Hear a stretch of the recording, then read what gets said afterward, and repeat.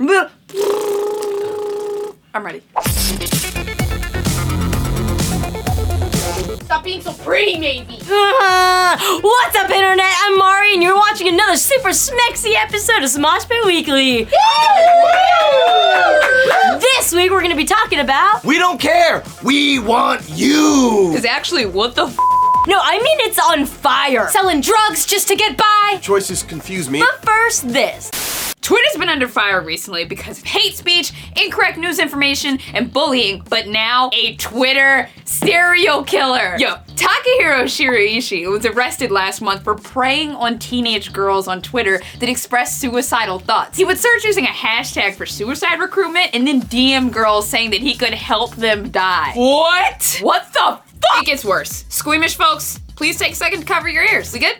Alright, when police searched his second floor apartment, they found 9 mutilated and dismembered bodies covered in kitty litter to mask the smell.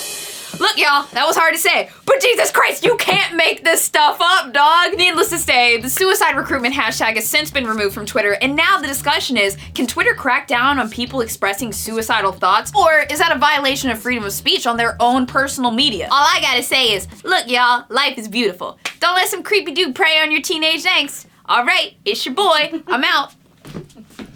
Ladies and gentlemen, Los Angeles, California is on fire. You know, Wednesday morning, instead of pretty ladies and workout videos, I woke up to this populating my Discover page.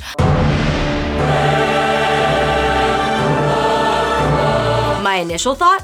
Why is this trending? It looks like someone slapped together footage of a freeway in Mountain Doom, and like badly too. Second thought, is this real? Am I in danger? Now, wildfires in Los Angeles at this time of year is actually nothing new. The famously hot and powerful Santa Ana winds dry out vegetation, power lines blow over, it sparks, there's fire. You know, the problem this year is that it's a perfect storm of cool temperatures in the Pacific causing a lack of autumn rainfall. La Nina, where are you, baby? Rain in LA would of course cause the ground to be mushy, wet, and more fireproof, but no, La Nina's gone missing. Of course, the East Coast, that's where New York is for you non-geography nerds, gets colder for the winter now. Basically, they take all the cold weather and we stay hot and dry. This pattern is called the North American Winter Dipole, a fancy name for a weather show where a jet stream divides the country in super opposing climates. I just hit myself, but that was hashtag deep. There's lots of speculations that this sort of pattern is gonna continuously present itself. And after a hellish year of natural disasters, that's not looking great. Monsoons, floods, hurricanes in the Dominican Republic, Bangladesh, Florida, Puerto Rico, Sierra Leone, Texas, earthquakes and mudslides in Mexico and Colombia. All this and more just in 2017. Some scientists say global warming and shrinking ice caps are to blame. Meteorologists argue otherwise. I have my own opinions and you probably do too, but can we all just get on the same page and agree on one thing? Something's happening to our beloved Earth and we at the very least need to talk about it. Also be nice to each other and tell people you love them often. World's crazy, man. Yeah, I love you guys too. Woo. Damn. Fun fact, Smosh Pit fans, half of our office is obsessed with an anime called My Hero Academia, and it was just announced that there will be a My Hero game for the PS4 and Switch, so half of us are drooling. If you haven't heard of the show, then your choices confuse me, but here's a quick rundown. My Hero Academia takes place in the future, where the majority of the world's population has developed some kind of super ability. Main protagonist, Izuku Midoriya, was born without one of these quirks, as they're called, and the story follows him and his super-heroic classmates as they study to become professional heroes. So think Superman teaching the X-Men at a Hogwarts of superpowers.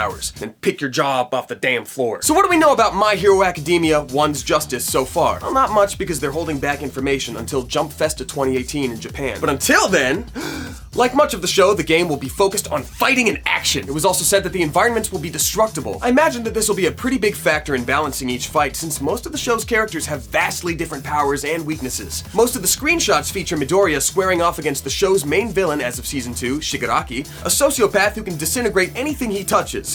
Environments, see what I mean? Probably environments matter. But what else can we deduce? Well, looking at the game's Japanese website, they divide the character page into heroes and villains, which leads me to believe that we'll be able to play as more characters than just the protagonist and the rest of Class 1A. Since much of the series' villains are still shrouded in mystery, I'm curious to see who will fill out the roster. I can't wait to see how they balance these characters with their huge differences in power. For example, how can a guy who fires a laser from his tummy and then gets nauseous after doing so match a guy with explosive sweat and grenade hands?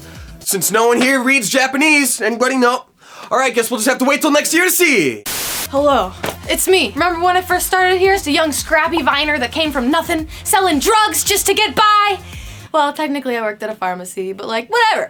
Anyway, we all start somewhere, right? And all it takes is somebody to recognize your talent and shed some light on what you do. So here's my creator shout-out of the week. That's a shout because it's a shout out. Anyway, this YouTube channel has been around for a while and has some recognition, but they deserve more. For y'all entertainment created by Jay and Trey Richards, based out of Toronto, watch this little guy.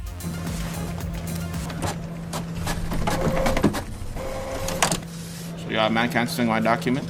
Yo, I'm not even feeling that still. Yo, just swing a man the sheet as G. Nah, I'm not even moving still. Fam, so you're not just trying to pass a man the sheet as one You time? put food on the table for Alright, me, fam, eh? soft. I see you, eh? You pay my bills, right? That's light. You're a waste, man.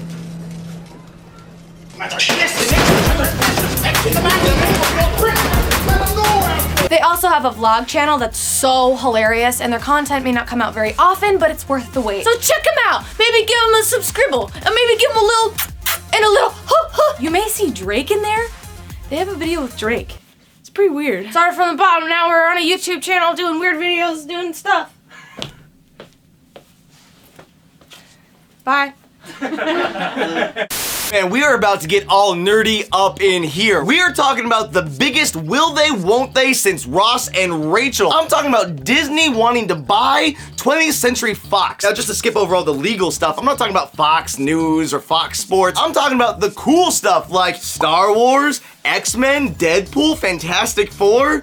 Okay, Fantastic Four doesn't really fall under the cool stuff part, but hey, still really interesting. So apparently, 20th Century Fox just doesn't make a lot of money with all their properties. Disney's like, we don't care, we want you. Now, this is gonna be really interesting because there's a possibility that we could see Wolverine finally in the Avengers. And with Infinity War coming out really, really soon, people are gonna be dying. So when Iron Man is done and out, why don't we get a new Wolverine in the Avengers? How awesome is that? But I'm gonna tell you right now, I'm gonna go all Nostradamus, is that what his name is? Yeah. Nostradamus. I'm gonna go all Jovindamus. And I'm gonna tell you exactly what Disney's gonna do with these properties. See, in 2019, Disney's making this really big play where they're saying, Netflix, I don't care about you. And they're gonna release their own digital platform to compete against Netflix. So what they're gonna do is, when they're gonna release their digital platform, not only are we getting a Star Wars live action TV show, calling it now, but we are also going to get a Fantastic Four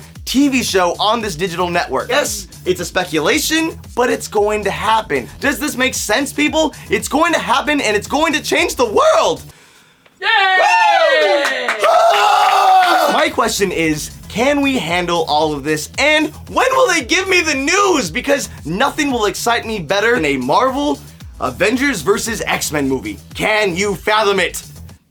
I actually can't. My mind will not process that information, and that's why I'm excited. Well, that's all the time we got for today. Thank you so much for watching. These are your questions of the week, so make sure you leave them in the comments down below. Happy birthday this week to Chelsea, Beatrice, Thomas, Rima, Annette, Yuvraj, and Katarina. See you guys next week. Mata raishu ne!